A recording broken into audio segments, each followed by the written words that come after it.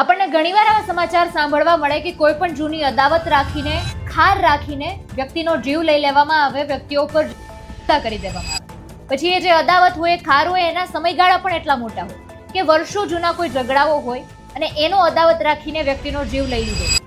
થોડા દિવસો પહેલાની ઘટના છે કે બહુ લાંબા સમય પહેલા કંઈક ઝઘડો થયો હતો, મશ્કરી કરવામાં આવી અને એ બાબતનો ખાર રાખીને એક વૃદ્ધને ઘા ઝીકીને ઘાટ ઉતારી દેવામાં આવ્યો। નમસ્કાર, આપની સાથે હું આકાંક્ષા, તમે જોઈ રહ્યા છો રાજકોટ દૂધસાગર રોડ પર શિવાજીનગરમાં આ ઘટના સામે આવી છે। ફોટો ફ્રેમનો ધંધો કરનાર યુવક અને તેના કાકા પર ધંધાનો ખાર રાખીને હુમલો કરવામાં આવ્યો હતો। શિવાજીનગરમાં જ રહેતા બે સગા ભાઈઓ, તેના પિતા અને કાકા અને માતા, આટલા લોકોએ મંડળી રચીને અને ધોકાથી તેના પર હુમલો કરી દીધો હતો। આ ઘટનામાં કાકા ભત્રીજાને ગંભીર રીતે ઈજાઓ પહોંચી હતી। તાત્કાલિક તેમને હોસ્પિટલ ખસેડવામાં આવ્યા હતા। સિવિલ હોસ્પિટલમાં સારવાર દરમિયાન ભત્રીજા ગોપાલ ઉર્ફે પ્રકાશનું મોત થયું છે। એટલે આ જે ઘટના હતી અત્યારે હત્યામાં પરિવર્તિત થઈ ગઈ છે। થોરાળા પોલીસે હત્યાની કલમો ઉમેરીને અત્યારે તપાસ પણ શરૂ કરી છે। ઉલ્લેખનીય છે કે આ ઘટનામાં બે હુમલાખોરો ભાઈઓ પણ ઘાયલ થયા હતા, જેથી પોલીસે મૃતક અને તેના કાકા વિરુદ્ધ પણ ગુનો નોંધ્યો છે। રાહુલભાઈ દેવજીભાઈ જાદવે થોરાળા પોલીસ સ્ટેશનમાં જે ફરિયાદ નોંધાવી છે તે મુજબ આરોપી અનિલ અગાઉ ફરિયાદીના ફોટો ફ્રેમના કારખાનામાં જ મજૂરી કામ કરતો। થોડા સમય બાદ તેણે પોતાનો અલગ વ્યવસાય શરૂ કરી દીધો હતો।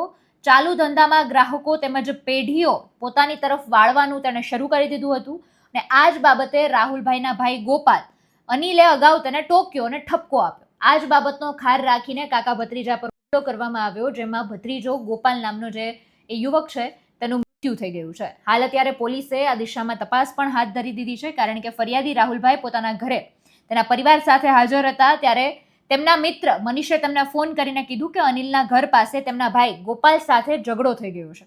આ સાંભળીને રાહુલ, તેમના કાકા વિજયભાઈ અને પરિવારના અન્ય સભ્યો તાત્કાલિક એ જગ્યાએ પહોંચી ગયા હતા।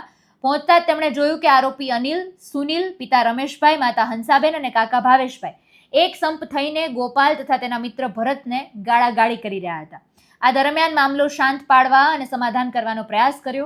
રાહુલના પરિવાર પર તમામ આરોપીઓ અચાનક હિંસક બની ગયા અને તૂટી પડ્યા હતા।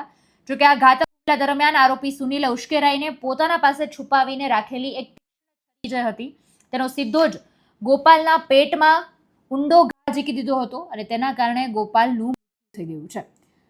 કાકા વિજયભાઈ પોતાના ભત્રીજા ગોપાલને બચાવવા માટે વચ્ચે પડ્યા ત્યારે આરોપી સુનિલે સેજ પણ દયા રાખ્યા વિના તેના પર પણ છરી એટલો જ ઘાત કરી દીધો હતો ને અત્યારે કાકા પણ ગંભીર રીતે ઇજાગ્રસ્ત છે। મારું નામ જાદવ રાહુલ દેવજીભાઈ। પરમ દિવસે રાત્રે સમાધાનનું કહીને બોલાવીને 6 જણાએ થઈને વડે હુમલો કરેલો છે। એમાં 2 અન્ય શખ્સ છે। જગ્યા છે શિવાજીનગર દૂધસાગર રોડ ઉપર 215 ખૂણે। અનિલભાઈ રમેશભાઈ પરમાર, સુનિલભાઈ રમેશભાઈ પરમાર ને ભરતભાઈ નાનજીભાઈ પરમાર, રમેશભાઈ નાનજીભાઈ પરમાર। ઈ અનિલ રહ્યો ને મારે ત્યાં પેલા કામ કરતો હતો। 1 મહિના પહેલા મારે બોલાચાલી થઈ હતી। મારે ત્યાં કામ કરતો, 1-2 વાર ચોરી કરી, એની લીધે અમે એને કારખાનાથી કાઢી નાખ્યો હતો। પછી મારા વેપારીમાં જઈને ખોટી રીતના ભાવને બગાડીને અમને હેરાન કરતો હતો, અમારી છાપ ખરાબ કરતો હતો। એટલે પછી અમે એને સમજાવવાની કોશિશ કરી। 5 થી મહિના દિવસ પહેલા બોલાચાલી થઈ હતી, એટલે એ બાબતને લઈને સમાધાન માટે અમને પરમ દિવસે રાત્રે બોલાવેલા, ગોપાલભાઈને અને મારા કાકાને વિજયભાઈને। મારી માંગ એટલી જ છે સરકારશ્રીને કે કડકમાં કડક કાર્યવાહી થવી જોઈએ, આજીવન કેદની સજા થવી જોઈએ, એટલી જ મારી માંગ છે।